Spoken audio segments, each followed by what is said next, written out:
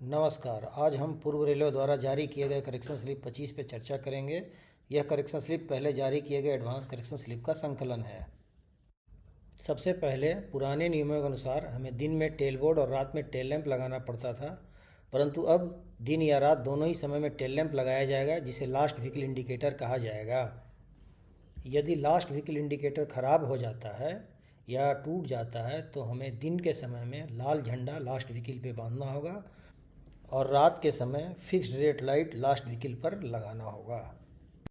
Electrified section में EMU MEMU DEMU की स्थिति में लास्ट व्हीकल कन्फर्मेशन के लिए ईएमयू मेमू या डीएमयू स्टॉक के लास्ट व्हीकल के दाहिने नीचे कोने में लाल क्रॉस मार्क रहना चाहिए। रात में या विजिबिलिटी खराब होने पे लाल क्रॉस मार्क के अलावा दूसरे कोने पर लाल फिक्स्ड लाइट भी रहना चाहिए।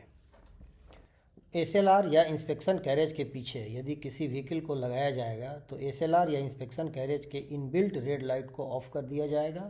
टेल लैंप लास्ट व्हीकल पर ही लगाया जाएगा। लाइट इंजन की स्थिति में दिन हो या रात दोनों ही स्थितियों में कम से कम एक रियर मार्केट लाइट जला होना चाहिए।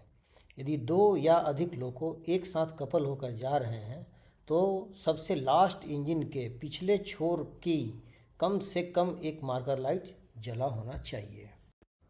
जैसा कि हम जानते हैं कि गुड्स ट्रेन को स्टेबल होने की स्थिति में आगे तथा पीछे दोनों तरफ से 6 वैगन के हैंड ब्रेक बांधने होते हैं। आगे की तरफ से हैंड ब्रेक एएलपी बांधेगा और पीछे की तरफ से हैंड ब्रेक ट्रेन मैनेजर बांधेगा। पैसेंजर ट्रेन में पीछे के एसएलआर का हैंड ब्रेक ट्रेन मैनेजर लगाएगा और आगे के एसएलआर का हैंड ब्रेक एएलपी लगाएगा। ट्रेन मैनेजर के नहीं होने पे एएलपी आगे की तरफ से हैंड ब्रेक लगाएगा और पॉइंट्समैन पीछे की तरफ से हैंड ब्रेक लगाएगा। एएलपी के नहीं होने पे आगे की तरफ का हैंड ब्रेक पॉइंट्समैन लगाएगा और पीछे की तरफ का हैंड ब्रेक ट्रेन मैनेजर लगाएगा। एएलपी और ट्रेन मैनेजर दोनों के नहीं होने पे आगे तथा पीछे दोनों तरफ हैंड ब्रेक पॉइंट्समैन लगाएगा। सेल्फ प्रोपेल्ड व्हीकल के संबंध में उस व्हीकल का इंचार्ज, सुपरवाइज़र या ऑपरेटर द्वारा उस सेल्फ प्रोपेल्ड व्हीकल को सिक्योर किया जाएगा तथा इंचार्ज, सुपरवाइज़र या ऑपरेटर द्वारा स्टेशन मास्टर को इस संदर्भ में मेमो दिया जाएगा। मेमो देने के बाद ही इंचार्ज, सुपरवाइज़र या ऑपरेटर वहां से जाएंगे। ऑटोमेटिक सेक्शन में सिग्नल का प्रोलॉन्ग फेलियर होने पे यदि कम्युनिकेशन अवेलेबल है तो पहली ट्रेन 25 किलोमीटर की अधिकतम गति से जाती है और दूसरी ट्रेन सेक्शनल स्पीड से चलती है, परंतु अगले स्टेशन के फर्स्ट स्टॉप सिग्नल पर पहुंचने के 1 किलोमीटर पहले अधिक सावधानी बरतना है। यहाँ स्पीड वर्णन नहीं किया गया है, परंतु अधिक सावधानी बरतने को कहा गया है।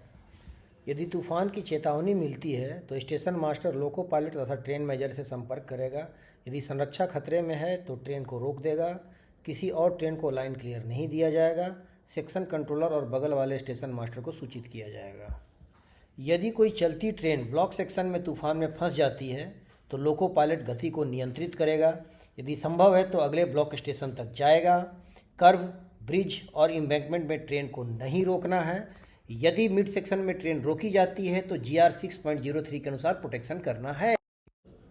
ट्रेन मैनेजर और लोको पायलट यह सुनिश्चित करेंगे कि कोच के सारे खिड़की और दरवाजे खुले हों ताकि हवा पास कर सके। जहां लगातार साइक्लोन आते रहते हैं वहां स्टेशनों पर एनीमोमीटर लगाया जाएगा। यदि हवा की गति 72 किलोमीटर प्रति घंटा से अधिक है तो ट्रेन मूवमेंट को रोक देना है। यदि एनीमोमीटर फेल हो जाता है तो स्टेशन मास्टर अपने विवेक से डिसीजन लेगा। तूफान के बाद नॉर्मल वर्किंग रिज्यूम करने का तरीका। नंबर 1, फ्रीक्वेंट अनाउंसमेंट की जानी चाहिए। दूसरा, नॉर्मल वर्किंग तभी प्रारंभ की जानी चाहिए जब हवा की वेलोसिटी 72 kmph/h से कम हो जाए। नंबर 3, सेक्शन कंट्रोलर तथा बगल वाले स्टेशन मास्टर से बात की जाएगी। 4, पहली ट्रेन शार्प लुकआउट कॉशन के साथ चलाई जाएगी। इसके अलावा 2 अतिरिक्त सावधानी बरती जाएगी। पहला, लेवल क्रॉसिंग गेट को बंद रखा जाएगा और दूसरा, यह जांच कर लिया जाएगा कि सारे इक्विपमेंट सही से काम कर रहे हैं। और अंत में 17.08 SR में जो परिवर्तन किया गया है वो वीडियो संख्या 1 में पहले से ही अपलोड किया जा चुका है।